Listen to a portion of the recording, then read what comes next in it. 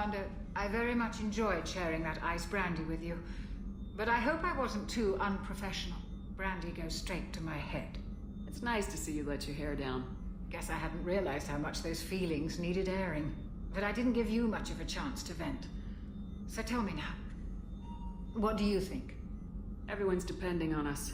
We won't let them down. They just don't make them like you anymore, Shepard. Well, promise me we'll share a bottle every year. The next one is on me.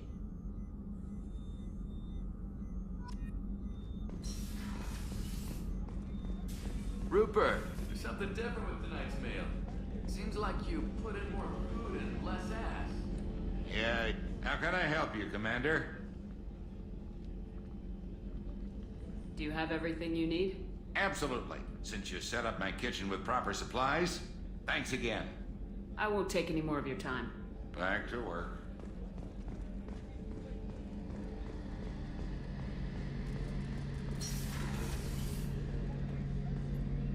Shepard, need me for something? Have you got a minute? Sure, just killing time anyway. I wanted to thank you again for your help with Sedona's. Whatever happens with the Collectors or the Reapers or whoever else comes after us, I know you'll get the job done. I couldn't do this without you, Garrus. Sure you could. Not as stylishly, of course. It's strange going into a suicide mission on a human ship. Your people don't prepare for high-risk operations the way Turians do. I thought you'd be used to high-risk operations on human ships. I mean, think about trekking Saren to Ilos. Sure, but that was quick. We raced out, landed, blew up some Geth, and saved the galaxy. This time we've got Miranda and Cerberus and that AI all telling us what we're up against. I think I preferred blind optimism. Honestly, Garrus, what do you think our chances are? Honestly, the Collectors killed you once, and all they did is piss you off. I can't imagine they'll stop you this time.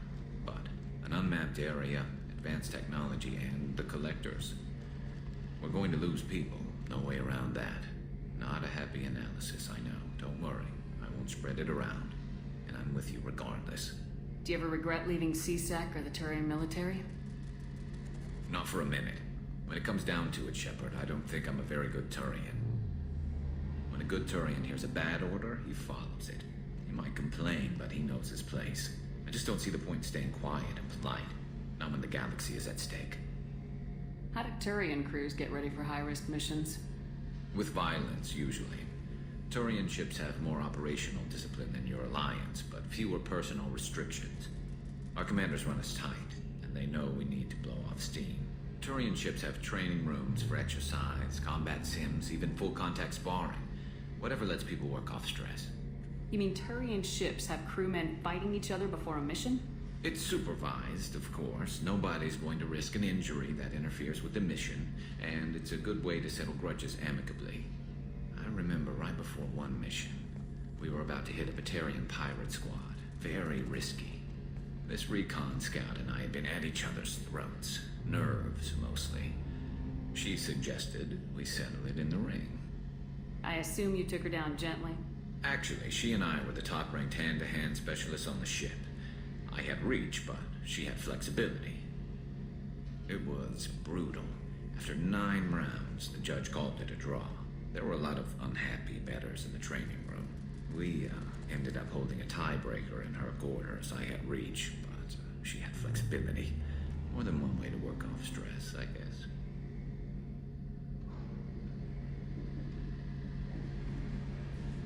It sounds like you're carrying some tension. Maybe I could help you get rid of it. I didn't think you'd feel like sparring, Commander. What if we skipped right to the tiebreaker? We could test your reach and my flexibility. Oh, I didn't. Never knew you had a weakness for men with scars. Well, why the hell not? There's nobody in this galaxy I respect more than you. If we can figure out a way to make it work, then... yeah, definitely.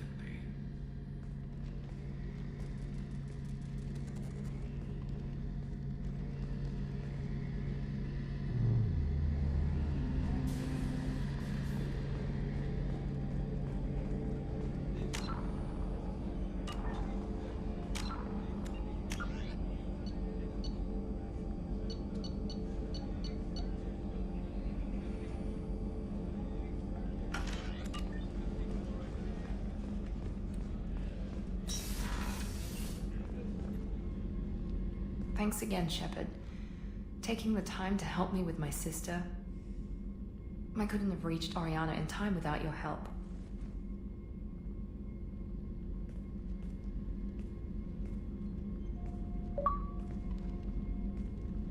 I'm glad Niket tried to redeem himself, for what good it did. Thank you for stopping me, Commander. Are you happy about your sister's relocation?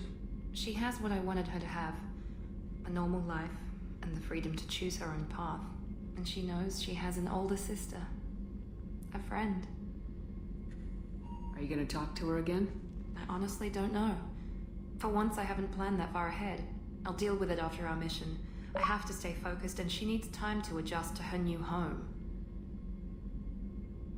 You never told me what you talked about. I introduced myself. Her family was shocked. She adjusted quickly, of course. She's as smart as I am. She plays the violin, loves the Adagio movement of Nielsen's Fifth, just like I do. She wants to work in colony development. Told a joke about it. She's really funny, something we don't share. Let me know if I can do anything else. I think I got it from here.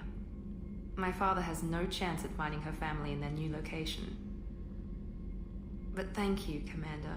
My sister is safe again thanks in large part to you. I won't forget that.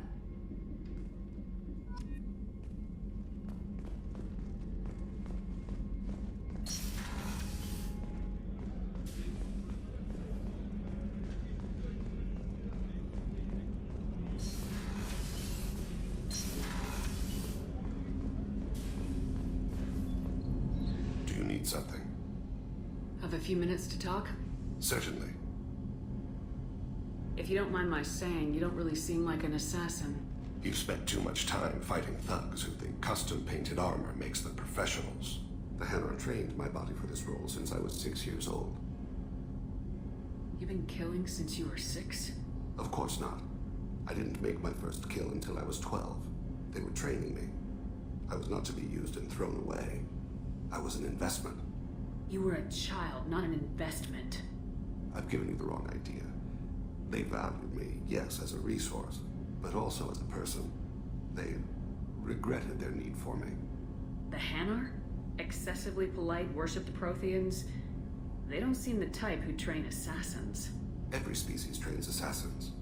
The Hanar are only unusual in that they need other species to do the killing for them. They have a strong grip and natural toxins, but have you ever seen one move quickly outside of water? Or fire a gun? Why did your parents agree to this? The agreement was made under the Compact. It was an honor for our family. The Compact? We live on the Hanar homeworld because they rescued us. Some of us from extinction. We owe them our lives. That is the Compact. What exactly are the terms of the Compact? There are many things the Hanar can't do, even with mechanical aid. They ask Drell to assist them. This can't be legal. They made your whole race into slaves. Don't insult me, Shepard. Anyone can refuse to serve. Few do. We owe our existence to the Hanar.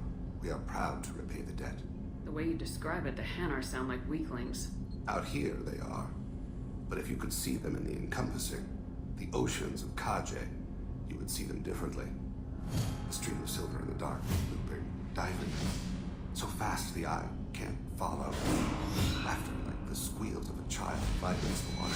They fly over the black of the seabed like birds, plumed with the light of heaven.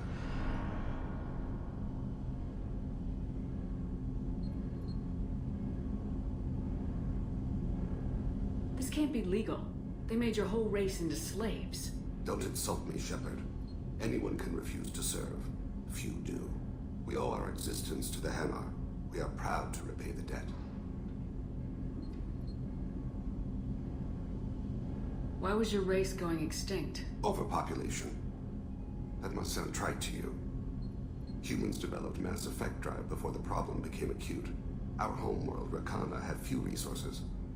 We hadn't even developed fusion power when the soil began to fail from overuse and pollution. The Hanar found us a century ago.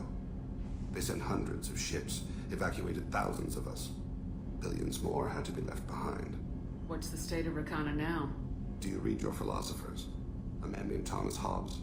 When all the world is overcharged with inhabitants, then the last remedy of all is war, which provideth for every man by victory or death. As Rakana died around them, my people slaughtered each other for mouthfuls of water, crumbs of food. But you don't kill for the Hanar anymore. You're freelance. What changed? I was asleep for a long time, yes. I paid no attention to what my body was asked to do, but then... Laser dot trembles on the skull. One finger twitch. He dies. Then, the smell of spice on the spring wind. Sunset-colored eyes defiant in the scope. The laser dances away. My apologies. Drell slip into memory so easily. Was that one of your assassinations? Yes. Perhaps we can discuss it later. I've wasted too much of your time.